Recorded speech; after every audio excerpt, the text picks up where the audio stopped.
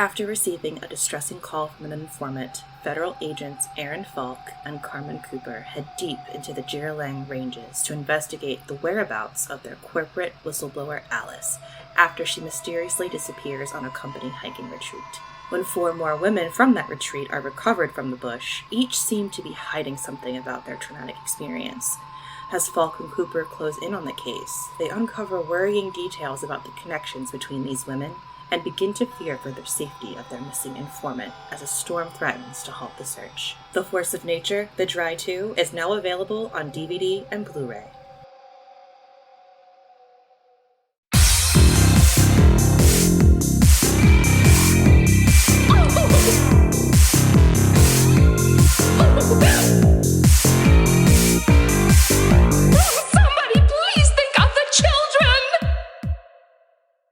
And welcome back to Scarred for Life, the podcast where we open up old wounds by looking back at the films that scared us as kids. Nope. Wrong one. Wow. I didn't have my script up, and I was like, I got this. I didn't even catch it. I was in autopilot, and then you're like, my name's, and I was like, something's wrong. I was halfway through it, and I was like, no, this isn't it. This isn't it. Welcome back to Little Gods, our weekly mini-sode, where we dig into the things that we've been watching and playing recently. I think that's it. I'm Terry. I'm Mary Beth, and this... Yeah. Who am I? I am Mary Beth, I'm pretty sure. And this week we're talking about Elves and Rings, Brandy's Return to Horror, You Say Yeet, I Say Defenestrate, I'm making them rhyme, the worst movie that MB has seen all year, and Oof. Michael Sheen and Weddings. I know, Oof. I don't usually go negative, but this is a big budget movie that I don't feel bad about going negative about. You know what I mean? I cannot wait to hear your thoughts on this one. I'm going to be honest. Yes. Anyway, before we get to that juicy nugget, tell me about some elves and some rings.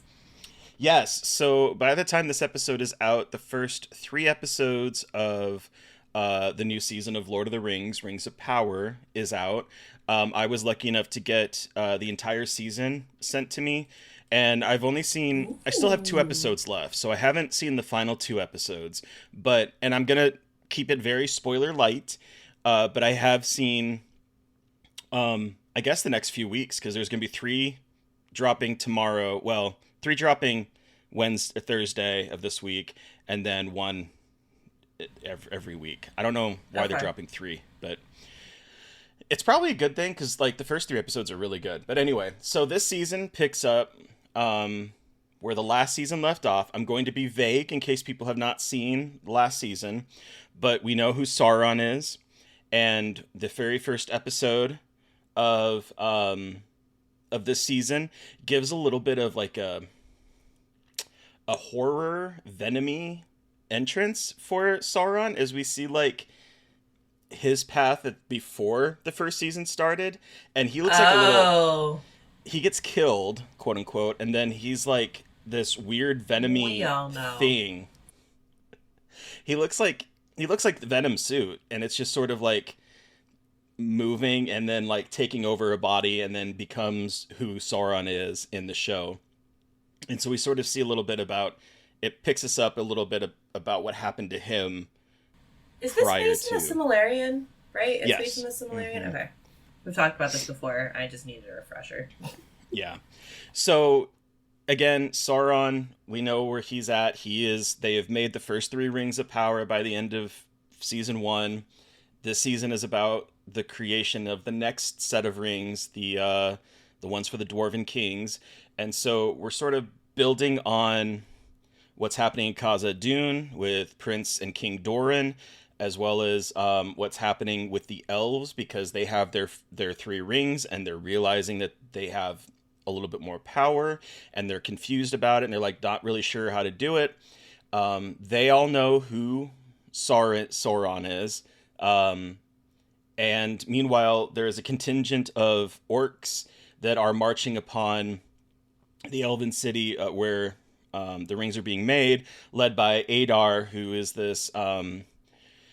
he worked with Sauron and then killed Sauron before the show started, and he sees his orcs as his children, whereas Sauron was, enslaving them, and now he is having them march on to kill Sauron because he knows that him and his family will not be safe until Sauron is dead. Meanwhile, we're following the stranger who fell from the sky last season, and two Harfoots. What the fuck are you talking about? You were speaking another language. Yeah, I'm speaking Elvish. Don't you know? But Don't you know? So we're following basically a lot of the big plot points that lead to the creation of the rings, that lead to some of the, I would say, some of the things that happen in the Lord of the Rings, like the building of that door that leads to Moria that has the secret password. Like, we're seeing some of the genesis of that. We're seeing the dwarves dig further into Khazad-dûm, and we know from last season that there's a Balrog at the bottom of where they're digging. So, like, we're starting to get some of that, but the focus is a lot on the side characters too, which I appreciate. I've seen some of the reviews came out the day we're recording this, and I've seen some people talk about how they think that these subplots don't really go anywhere, but I appreciate the fact that, yes, there are big characters that we know. Galadriel is in this. Elrond is in this. There's characters that we know from Lord of the Rings, but it's focusing on a lot of the other people of the time that don't show up in the series. And I appreciate that, because I don't, like, there are some fan servicey moments. There are some fan servicey moments. There are some stuff like that, but for the most part, it is focusing on this time period, and we're going to see, like, the fall of, is it Numeria or something like that? The seaboard town.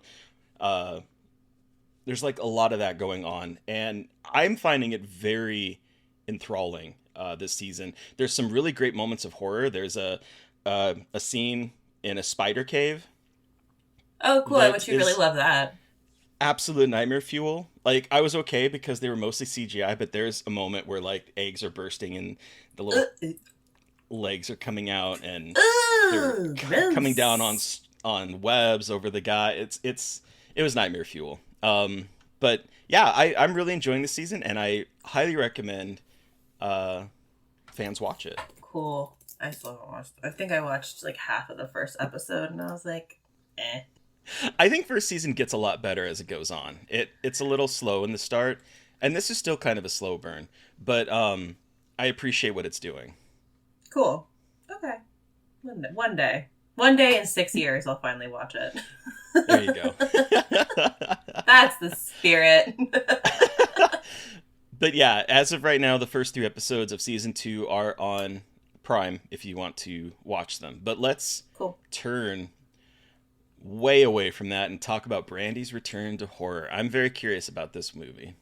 Okay, so this is The Front Room, and this is directed by Sam and Max Eggers, twins, and they are also Robert Eggers' brothers. One of them co-wrote The Lighthouse, another one worked on The Witch. So, just giving you some context here, because this movie is nothing like either of those films. This is a contemporary fairy tale, to put it in the most basic of terms. Brandy plays Belinda, a woman. She's a professor. She teaches about religion and like African American identity at a college. She's pregnant. Her husband's father passes away, and there at the funeral, she meets his crazy stepmother, Solange, played by the incredible Catherine Hunter. And basically she says, I'll give you all this money if you let me move into your front room. And they go, fuck. And they let her move in. Guess what? It's a nightmare. And I don't want to spoil anything about this movie because it is tonally the weirdest thing. It is uncanny. It is bizarre. And it's not perfect. I think it's really clunky in what it's trying to say about race. I think they should have either just not said anything about race at all, or like did a like kind of a more nuanced job in talking about it. because this is one of those movies where I was like, you gotta kind of commit to the bit or just like don't worry about it. And this, I think, just like wasn't ready to commit to the bit fully when it comes to like confronting like racist in-laws. So, but Brandy's incredible. Catherine Hunter, if you've never seen her before, she's known for her work in English theater. She played King Lear. She is really known for her physicality, and she plays this like Jesus-loving, disabled woman on crutches who is just like the devil incarnate and is like just exists to make Belinda miserable. And it is like a very fascinating look at like the evil stepmother and bodily autonomy. And like I said, it's not perfect, but I also think it is trying to do something very interesting in talking about aging. It's just fucking wild and weird, but also I think like really ambitious. So I think people need to see it because I don't know, it's just really bizarre and it's like hard to explain because I don't want to spoil anything about it. But it's quite a journey, let's just put it that way. And if you have any parental issues, this movie will make you feel many things inside of your body and your mind. Okay. So just be prepared for that. Yeah. Be prepared for having any kind of parental issue to just bubble up to the surface. But it's also darkly funny. Like, it's a dark movie, but like they find a lot of comedy in the darkness, which I really appreciate. Like, as someone, I kind of got that from the trailer, so yeah, I'm glad to hear that. As someone who has like a fucked up relationship with a lot of her family, like I love to see like this movie is essentially like my worst nightmare. It's like, what if the worst family member you know comes to live with you while they're dying and old, and you're like, I would rather die. And Terry, I know that you have a like caretaking experience with parents, like, but like it'll get to you, I think, Terry, a little bit, like a lot, like specifically. In a way that will make you both laugh and be very sad. You know what I mean? Like, it's one of those movies where you're going to be like, oh my God, I've never felt so seen. And also, like, I don't want to be seen anymore kind of situation. Because it's inspired by them taking care of their grandfather while he was, you know, before he passed away. So, like, they have a lot of experience with taking care of an aging family member and, like, a lot of the emotions that go with that. So, yeah, Fun. It's a lot.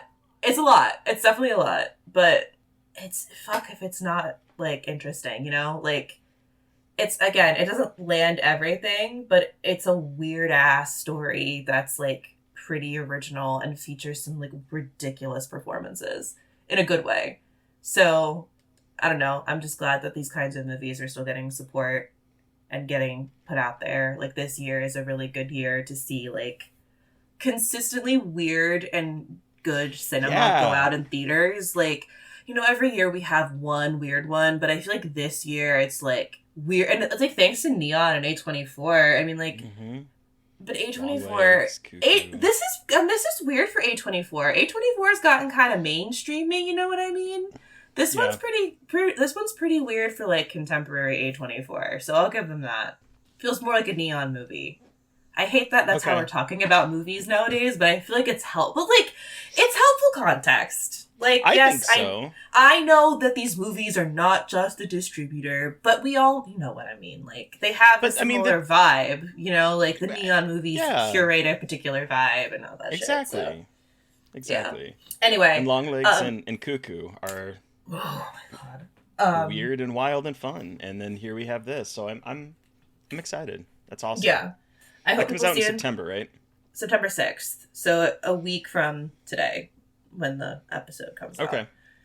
So I wanted to talk about it a little early just so people could, like, get excited. Because there's, like, some stuff going on, but the marketing is not as heavy. And it's hard to market this movie. Once everyone sees it, you'll understand why it's a challenge. But yeah. So that's The Front Room, which is out September 6th. I'm excited. Yeah, I know. All right, you say yeet, I say defend a street. Again, I think I'm clever. I love it. What is this? So this is a new game that just came out. It's only on Steam right now, or on PC. I'm hoping it will move to other like consoles and whatnot because it is a blast. It is called Tactical Breach Wizards. And it is like, have you ever played or seen like XCOM? Oh yeah. Okay, so it's like an XCOM game where it is you play a team of wizards who Sorry.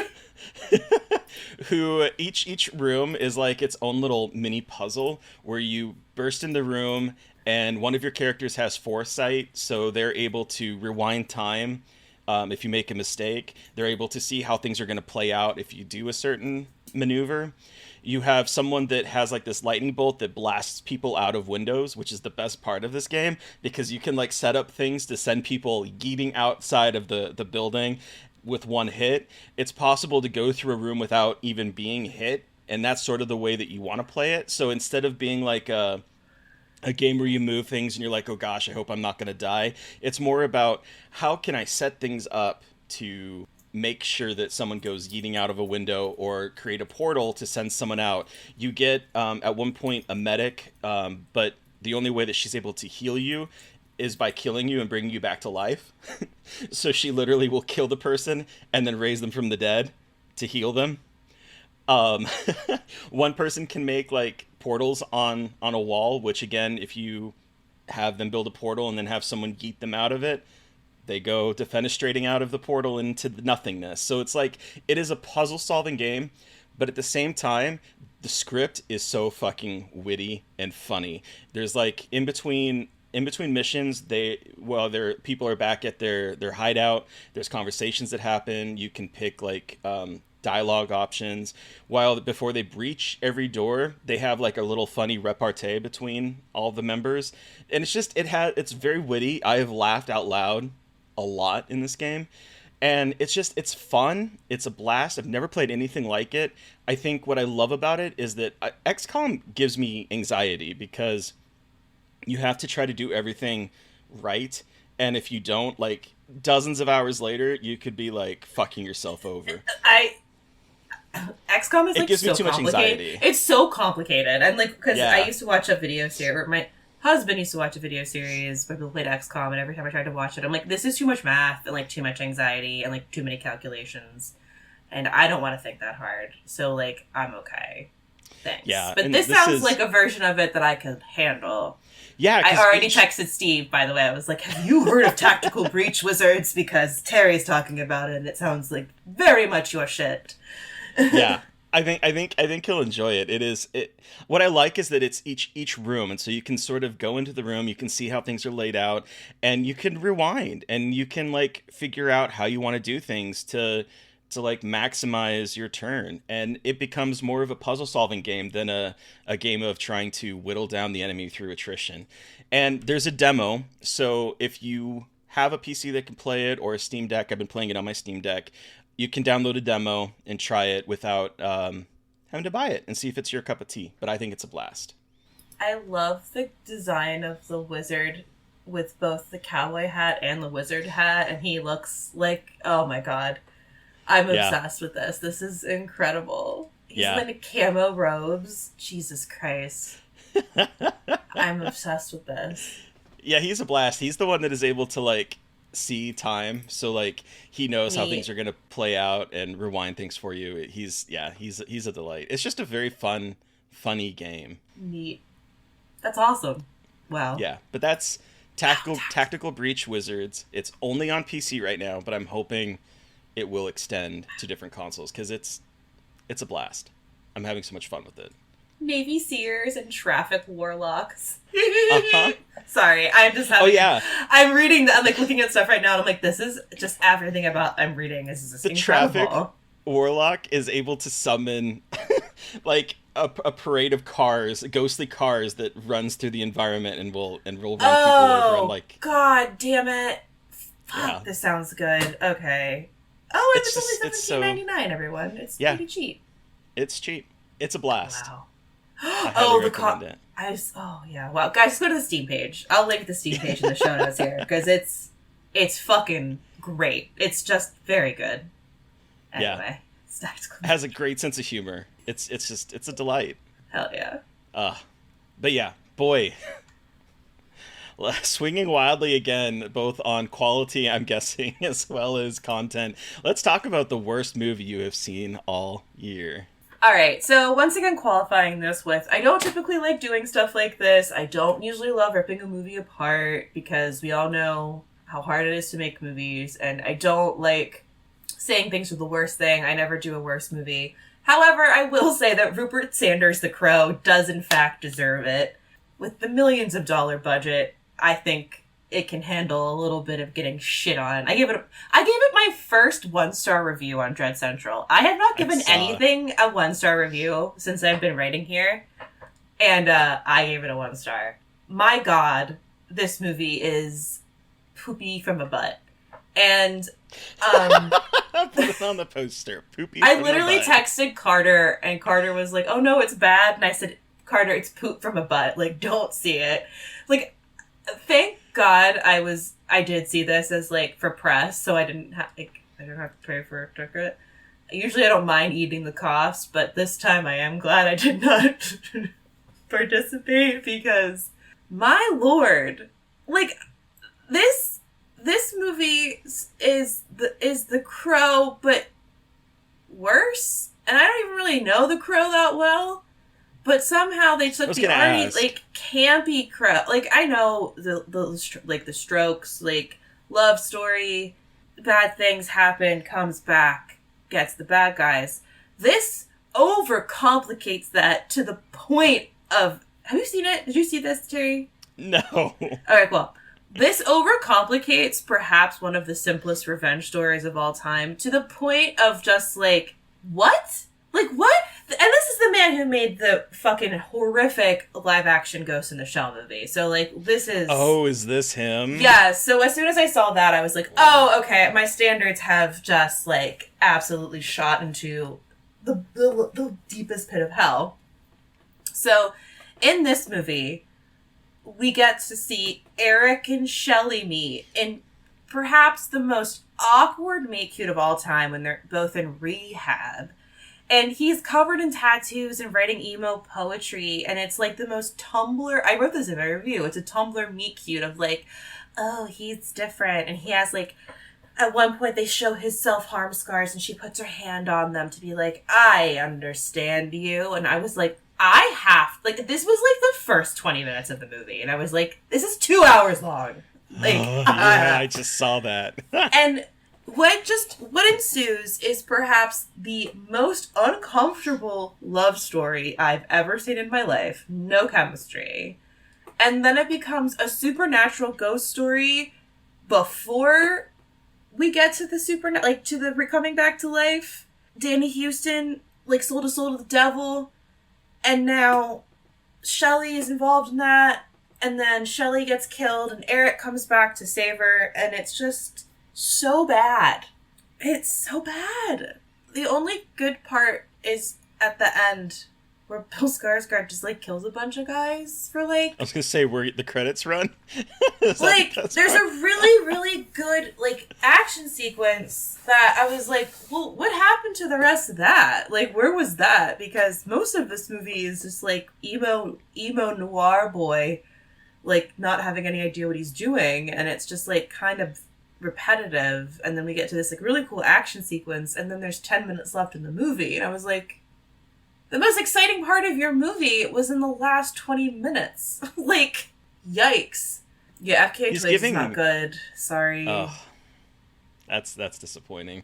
I know. It's his design, the design of the Crow is giving like Suicide Squad Joker. Like Paradise on his knuckles, like she had, like, at one point, she had a cry, like, laugh now, cry later tattoo, and he got a cry now, cry later one. Oh, my God. Like, it's so bad. Like, he said that, like, at one point, he thought that was, like, there was, a funny joke. He was like, oh, that tattoo says, like, laugh now, cry later. I'm cry now, cry later. Like, it's so cringy. It is the most, like, uncomfortable, cringy dialogue. It's just, like, not good at all. I tried. Bill Skarsgård looks good, but like kind of because the shitty tattoos like look real bad. And his does he have a mullet? Yeah, or he like has the new mullet. He has a mullet, and he also Also, like, everyone's, like, really rich in this movie, and no one seems to want to engage with the fact that, like, everyone in this movie is rich. It's, like, very bizarre. Yeah, don't see it, y'all. I mean, like, see it if you can, if, like, you can watch it for free, but, like, don't go to the movie theater and see it. Sorry. Go see, like, anything else in theaters right now. Go rewatch the original The Crow. Yeah, fuck. Go see The Front Room instead or something. Like, don't, yeah. So, yeah, that's The Crow, the new The Crow. Yikes. Yeah, all right. Well. Yeah, it was bad. Oh, bad. Anyway. Well. But let's go to, like, a happy ending here. Yes, and let's finish out season 4 of 30 Rock with Emmanuel goes to Dinosaur Land and I do. What? My Cinemax softcore porno Emmanuel goes to Dinosaur Land. Want to les out? Oh my god!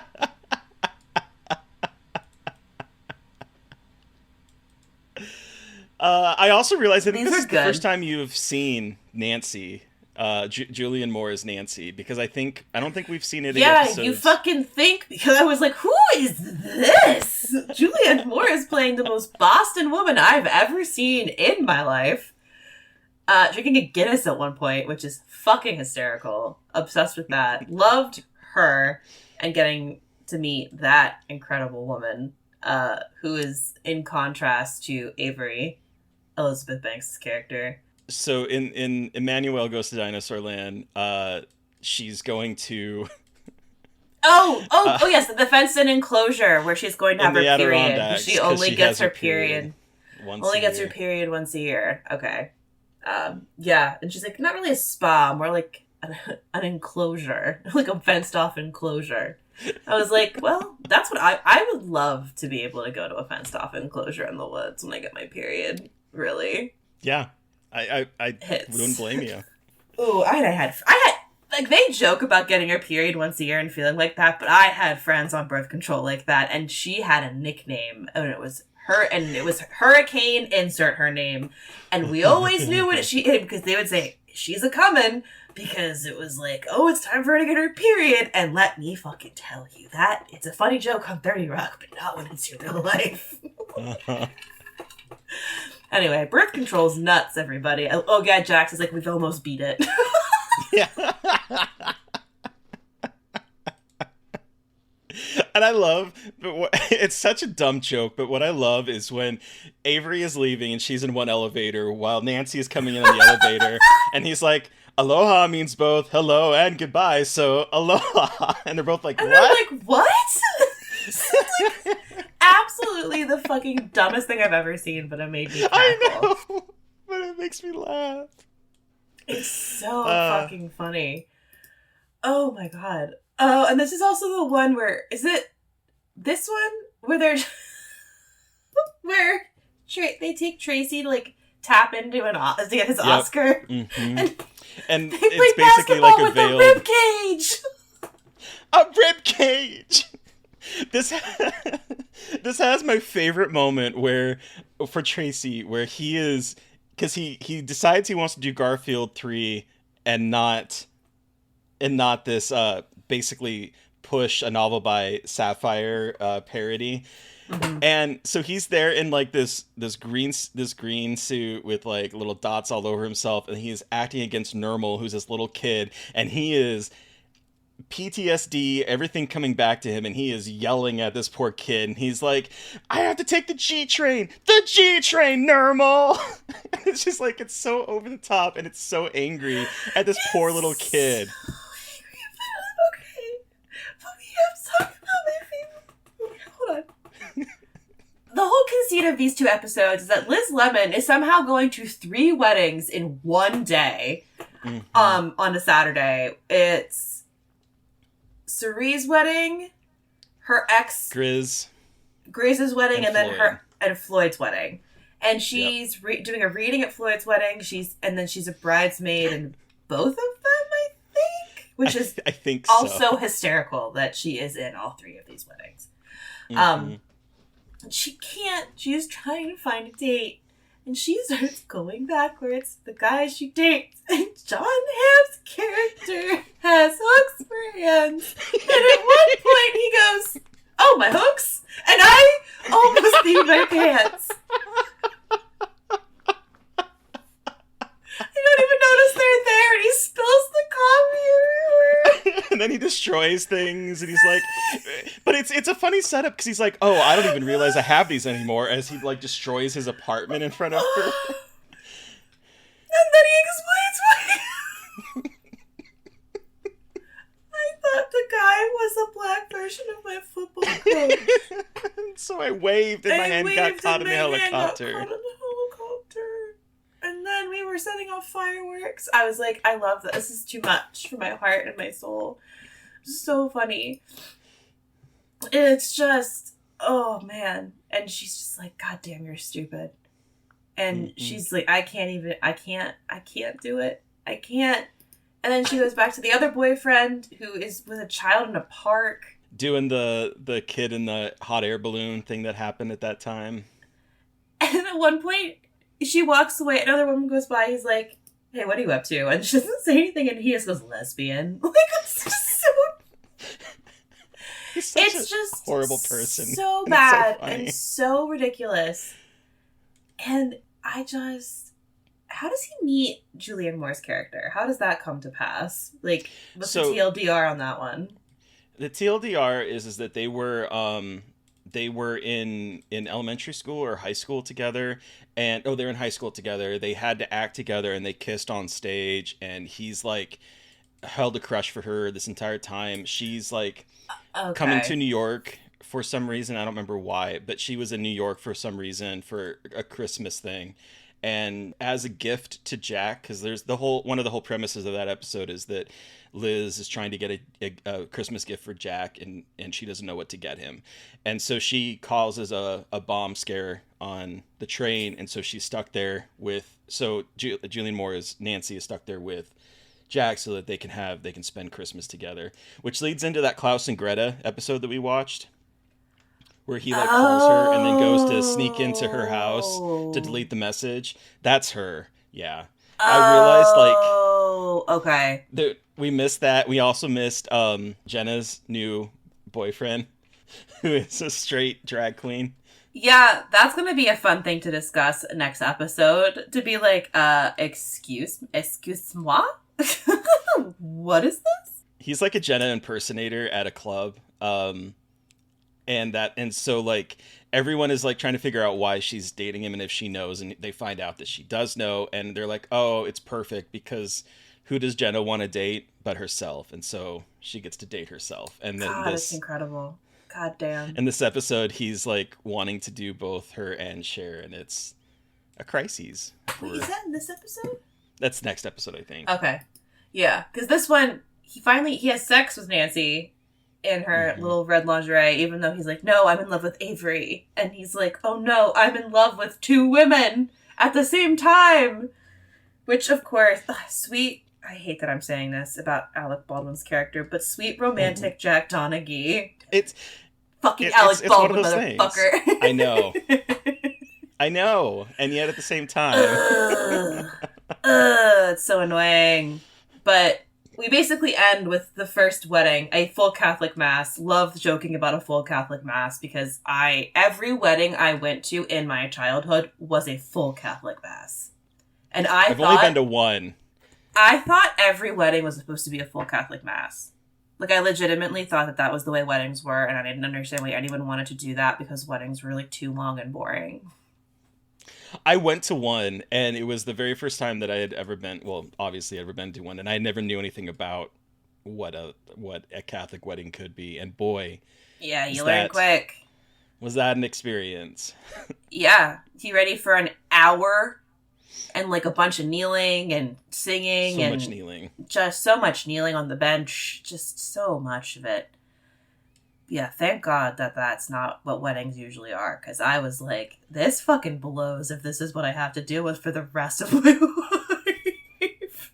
Like, no, this sucks. This is dumb. Anyway, but we get Jack telling, at the end, Nancy about all this. And then telling Lemon, who's doing a reading to distract, and she just really starts going and reading that Bible and singing those songs.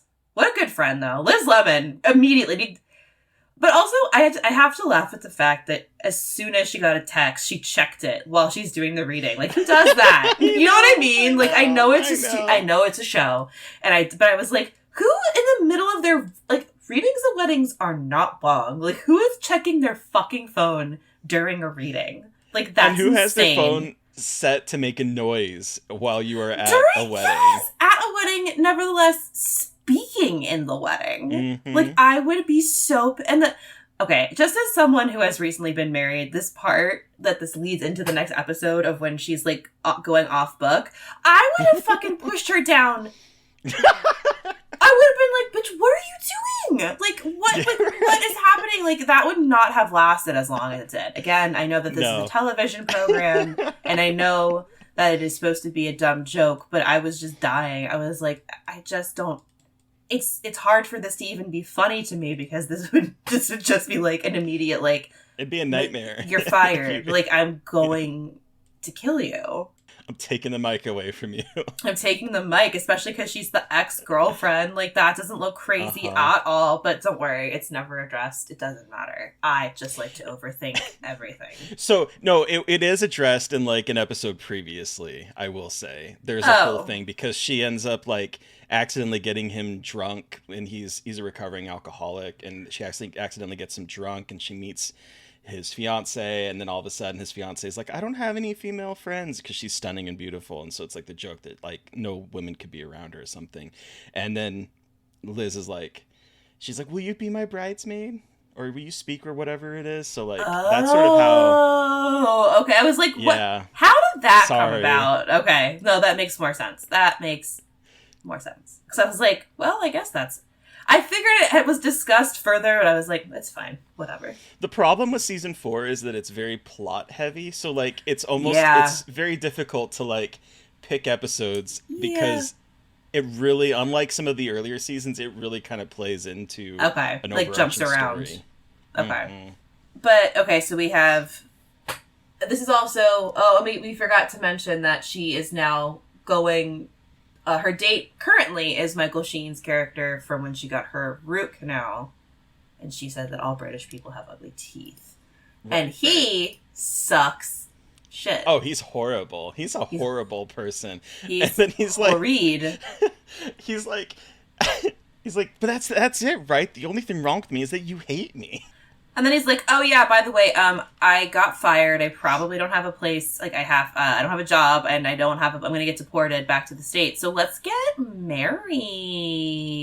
And she's like, one of my little favorite, like, inside jokes with this is when she's, like, at the wedding, and she goes up to wait to go speak, and she meets this guy that's sitting there. Oh my God. He is the actor that played her fictionalized astronaut Mike Dexter back in earlier this season.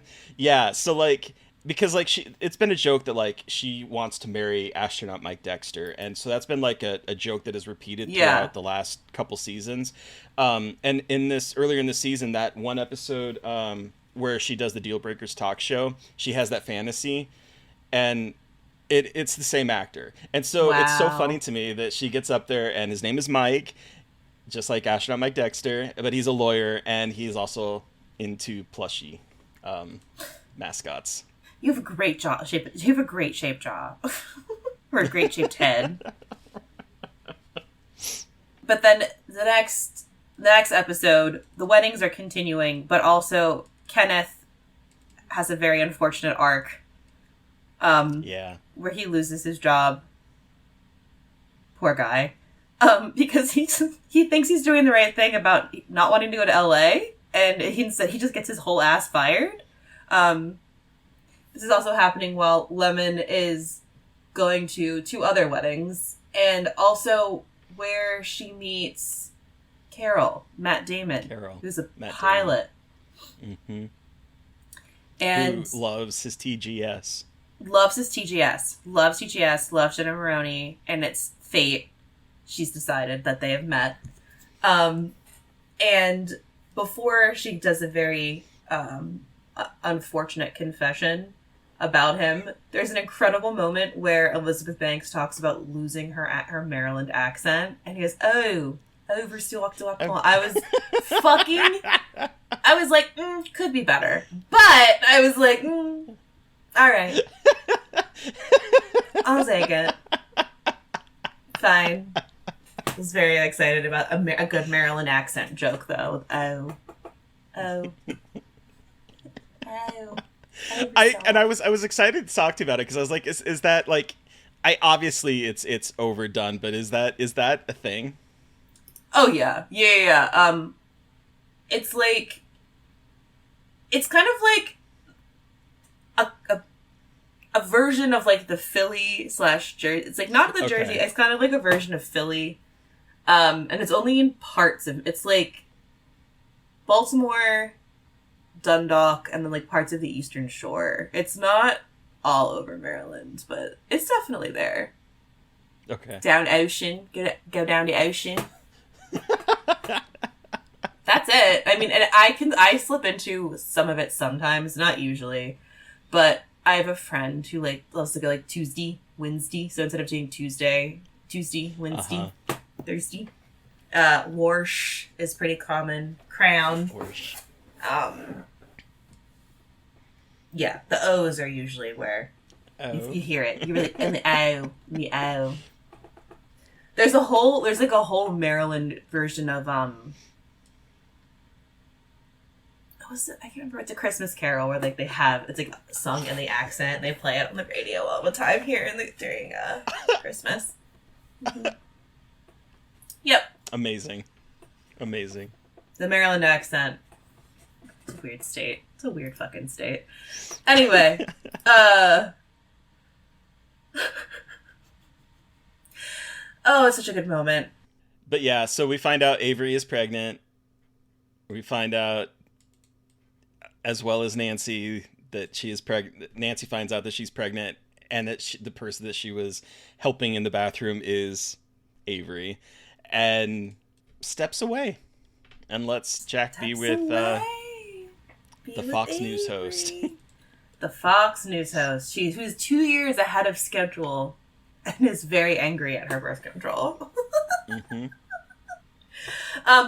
Liz Lemon does make a very embarrassing confession that she will be with Carol for the rest of her life, even though she just met him, and he does run away, and then he comes back and says, "I'm 39 years old, what do I have to lose?" It's like... That's exactly that. That's exactly what we want to hear a potential mate say. Yeah, nothing. What do I have to lose? Nothing gets me wetter than hearing someone say, "What do I have left to lose?" Nothing really gets me going more than that. I mean, to be fair, this is after she like really confesses about a lot. Really does go in about her weird feet thing and be like, he'll love me. And he's like, "What do you mean weird feet thing?" She's like, "Don't worry about it. I have medication." It's like, wow. She is all of us. She is all of us. She's just trying to find love in a hopeless place. And, wow. He really also hates people just as much as she does, which is incredible, so. Yeah. That's true love. And that's the end of the season. Everyone has a little happily ever after for now. Except poor Kenneth. Except for poor Kenneth.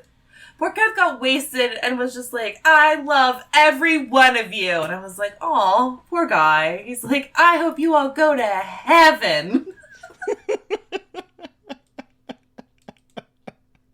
Kenneth goes on a journey these last 3 seasons, trying to get back in his job and then working through the hierarchy of his job. Like, he goes on a journey in the final 3 seasons of this show. Sweet, beautiful Kenneth. I'm very excited to see his journey. Poor guy. All right, where are we going next? That was the end. We are starting season 5 with episode 1, the Fabian strategy. And then we're going to one of the things that I really wish there was more of. There's a live show. There's a live episode. Where they film it live. They film 2 versions of it, one for the West Coast and one for the East Coast. and they did different jokes for each one. Some of the things played out differently, and it was filmed live. And it's really fun to watch a typical 30 Rock episode done live. Huh. The way they do gags and stuff. And that's exciting. It's a blast. Yeah. Oh, that's cool. Oh, I'm excited to see what that looks like. Yeah. Neat. There's some really funny jokes. There's a couple uncomfortable moments to be honest on a rewatch, but there's some really it's a really funny episode, I think. I felt weird about the female impersonator thing. I was like, it's not bad, but it's not great either. Yeah. And I was like, I don't really know how to feel about this. I don't feel positive, but I'm not like mad, but I just feel like there's something not like great going on in the layers of this particular onion. Yes. I mean, it would probably help to have seen the very first episode where he's introduced, and like you kind of figure out why she loves him, because it's really all about Jenna being in love with herself. Oh, like who absolutely. Who else would she be with? But like, there's some things in it that's just it borders that line of like, this is a little uncomfortable in 2024. Yeah. But such is the problem with old media, you know. But yeah, so that's where we're going next week. I'm very excited. I cannot wait, because in season 5 we're going to get to the Housewives parody, and it's a delight, and I cannot wait to see what you think about it. Yay! But who are we chatting with on Monday, Mary Beth? On Monday, we are chatting with filmmaker Zach Clark. He is the writer and director of The Becomers, which has been described as kind of a lo-fi invasion of the body snatchers, but also romantic, which is very exciting. And he brought with him the OG non-musical Little Shop of Horrors.